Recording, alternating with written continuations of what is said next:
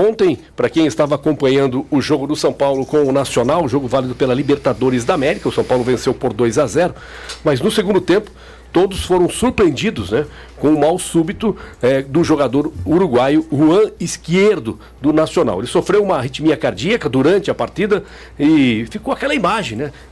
Ele foi voltando, né, cambaleando, caiu, todos os outros jogadores preocupados, enfim, ele foi levado ao Hospital Albert Einstein, em São Paulo, e ainda permanece internado na UTI. Seu estado é estável e ele está em observação. Em outro caso, o técnico Tite, que é o técnico do Flamengo, foi internado no Rio de Janeiro, com uma situação bem parecida. A diferença é a idade de cada um.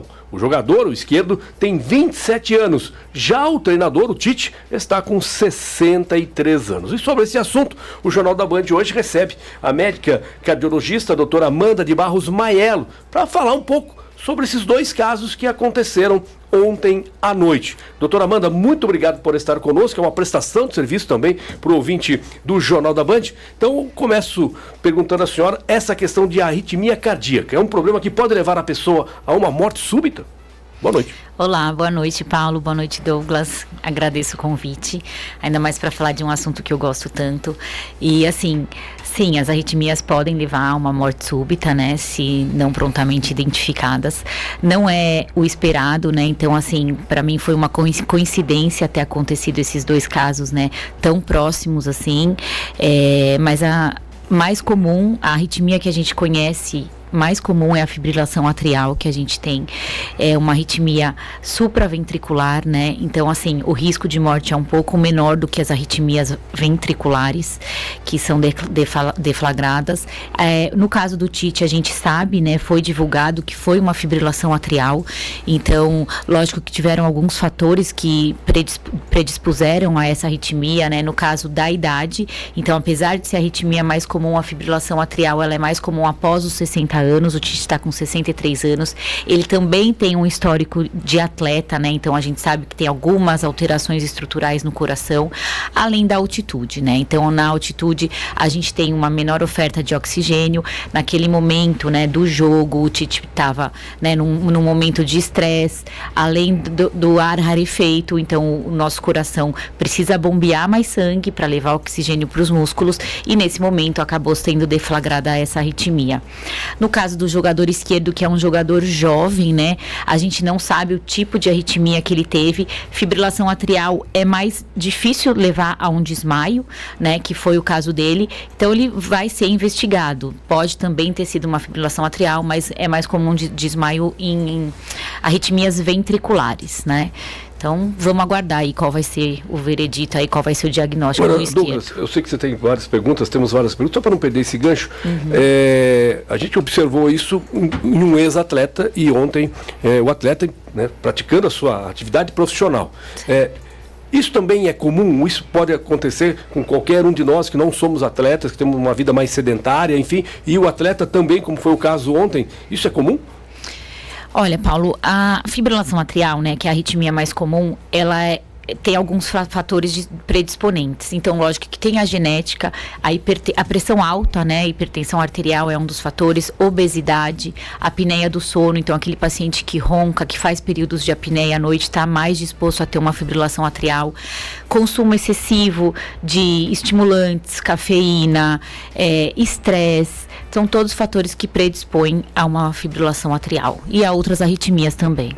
Doutora, só para a gente explicar de uma forma até mais clara e mais simples para o ouvinte, o que é exatamente a arritmia?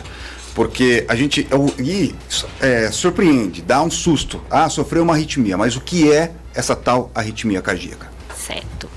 Então, o nosso coração, ele bate num ritmo que a gente chama de ritmo sinusal, né? Então, é aquele tum-tá, tum-tá, tum-tá, tá? Qualquer batimento fora desse ritmo é considerado uma arritmia, né? Então, o coração é um órgão que ele tem um marca-passo elétrico e ele mesmo dispara esses estímulos. Então, quando um estímulo é disparado fora do ritmo, é considerado uma arritmia, tá? Pode ser uma arritmia supraventricular, que é nos átrios, ou uma arritmia ventricular, que estaria ali para baixo nos ventrículos. Mas a arritmia, ela depende de esforço? Olha, quando a gente faz um esforço, o nosso coração, ele aumenta a frequência cardíaca, né? Então ele faz uma taquicardia. O ideal é que quando a gente esteja num esforço, a taquicardia seja sinusal, que é o ritmo normal do coração, tá? Quando a gente faz uma arritmia, aí seria uma taquiarritmia, né? Que não é sinusal, não é esperado no esforço. No esforço a gente tem que fazer uma taquicardia sinusal. Mas o esforço pode predispor a gente ter uma arritmia, porque durante o esforço a gente tem uma maior demanda de oxigênio para o nosso corpo, o nosso coração tem que mandar mais sangue com oxigênio e a oferta, então o coração tem que bater mais para poder ofertar esse oxigênio, e isso pode predispor a uma arritmia. Tem algum sintoma momentos antes, a pessoa... Porque no caso do esquerdo eu não assisti o jogo, eu vi as imagens depois. E a impressão que eu tive é que ele estava voltando tranquilo e de repente parece que deu uma tontura e ele já foi ao chão. Tem algum tipo de sintoma assim que dá para se... Opa, peraí que não, tem alguma coisa que não está legal.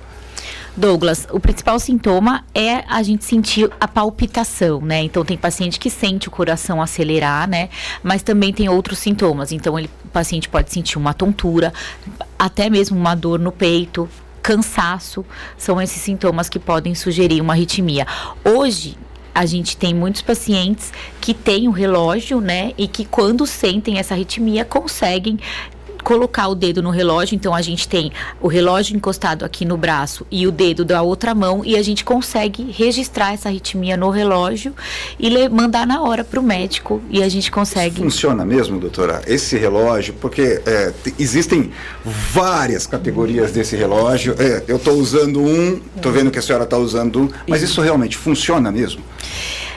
Para isso funcionar, o relógio tem que fazer o registro da derivação eletrocardiográfica, tá? Então, ele tem que ter essa função, né? Mas funciona sim, tá? É uma ótima ferramenta para a gente poder monitorar pacientes que têm esse tipo de arritmia e identificar. Porque muitas vezes, num exame de Holter, às vezes o paciente fica 24 horas com o exame, com o aparelho de Holter, e nessas 24 horas ele não tem arritmia. Mas... em alguns outros momentos ele refere, então é uma ótima ferramenta aliada aí pra gente. Agora, sobre a questão dos exames, check-ups, enfim, exames do coração. Eu sempre ouvi dizer, coração é tranquilo, você tem que, a partir dos 40, 50 anos, tal. Isso é um tabu, não. Os jovens hoje precisam estar mais atentos a isso. Qual é a recomendação?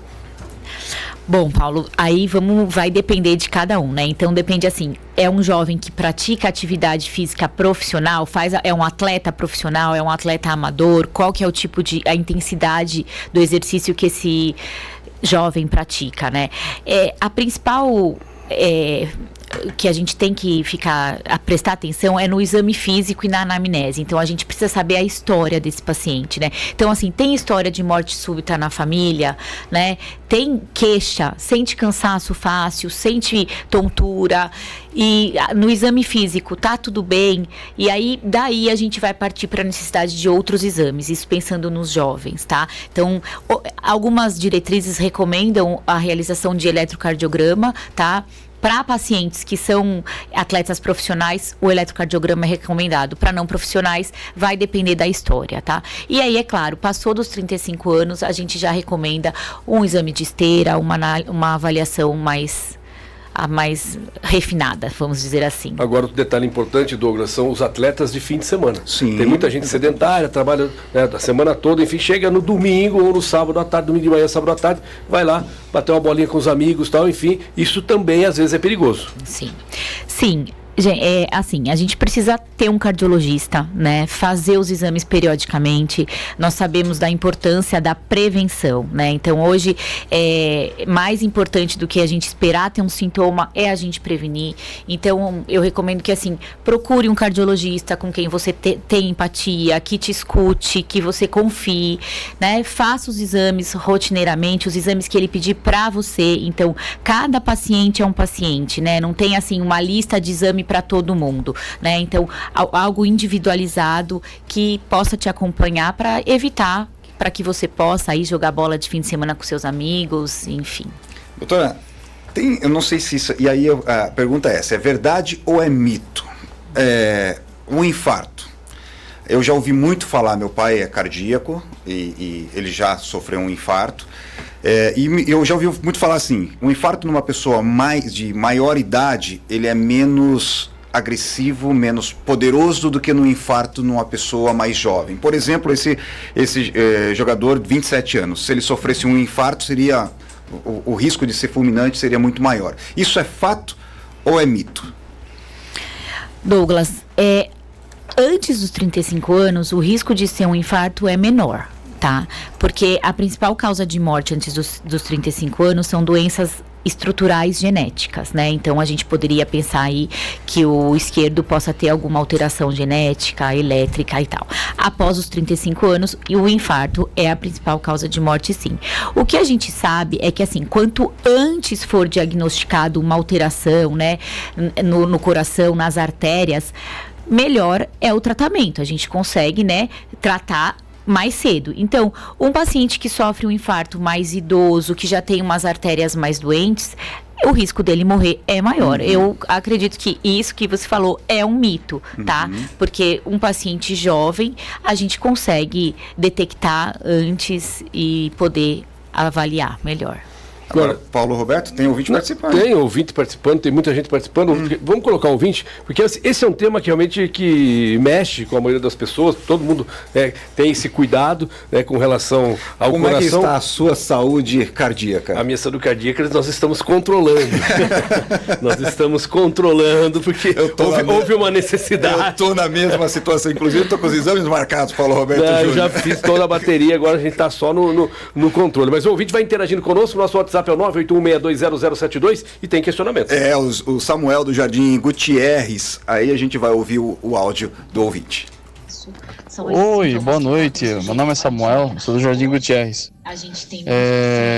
Eu quero saber, eu tenho extrasístole benigna, eu quero saber qual que eu sinto palpitação e às vezes um pouco de falta de ar, às vezes falta de ar.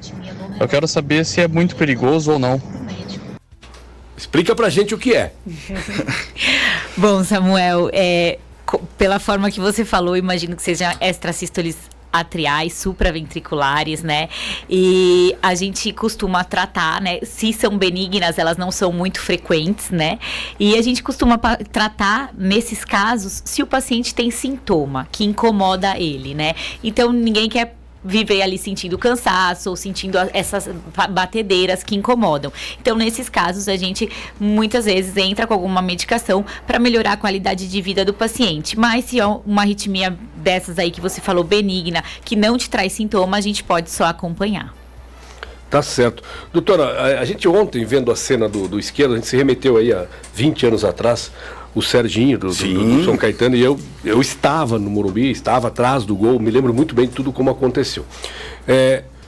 O atleta, quando ele detecta realmente que ele tem um problema através de todos os exames, o recomendável é, de fato, ele parar a atividade. Ele pode até ter uma vida normal, mas como um atleta de alto rendimento, não tem como. Aí dá para lembrar do Washington. O Washington fez um transplante de coração. Exatamente. Isso. O Washington, né, era uma cardiopatia isquêmica, né, pelo que eu me lembro. Então ele colocou stent no coração e pôde voltar a jogar, né. Coração valente. É isso Coração aí. valente.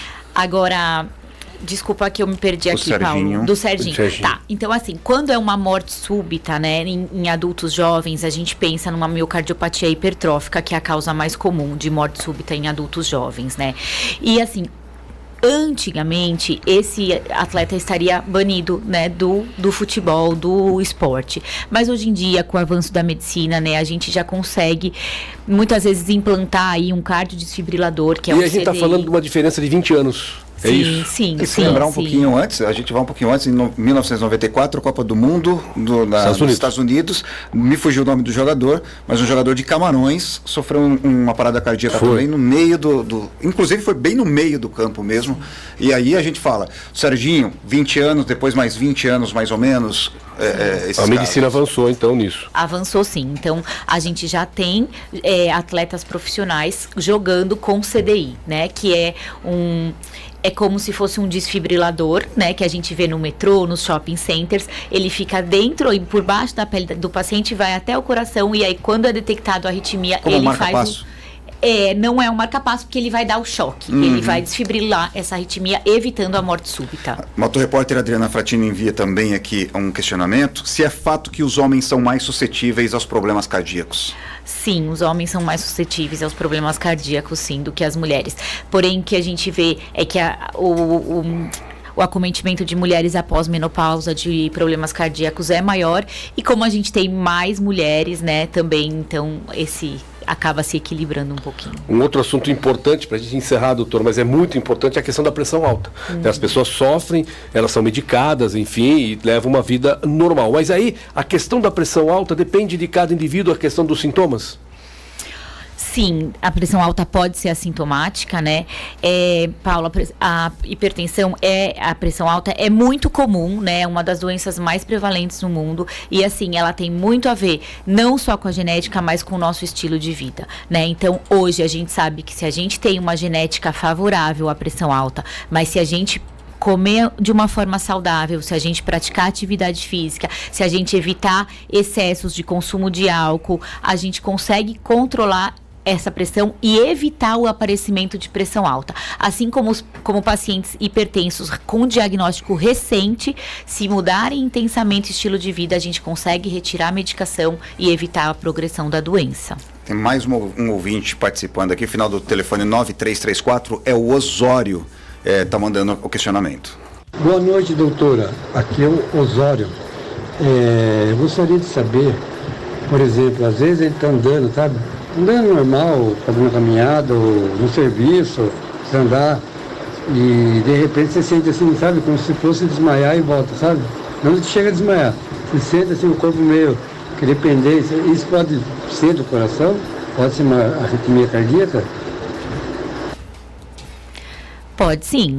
Então, é importante, né, que procure aí um cardiologista ou um clínico geral para poder investigar, né? Então, assim, o desmaio, ele pode ter uma origem cardíaca e a principal causa é uma arritmia.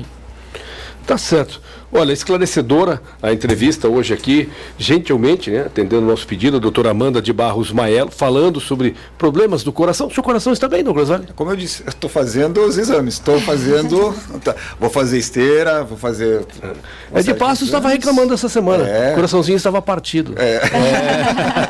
Eu só queria, você falou que vai fazer esteira, sim, né? Sim. Eu queria deixar aqui um conselho, né, porque a gente tá em Sorocaba, que já é uma cidade muito grande, e eu faço teste de esteira, faço aí quase 100 exames por mês, e o meu conselho é que vocês sempre procurem um local em que o exame de esteira seja feito por um médico, porque nós temos alguns locais que são técnicos que fazem, e há 15 dias atrás eu peguei um paciente de 38 anos, se ele estiver me ouvindo, que ele teve uma síndrome coronariana aguda no meio do teste de esteira, ele não tinha nenhuma doença, no mesmo momento foi encaminhado para o hospital, foi colocado um stent, e agora, além do stent, ele está aguardando uma cirurgia cardíaca. Então, procurem onde vocês vão realizar o exame, façam o exame num lugar que tenha qualidade e segurança. Doutora, lembrando aqui, que a doutora é atleta, hoje ela tinha um treino e ela abriu a agenda, um campeonato, abriu a agenda para estar conversando com a gente,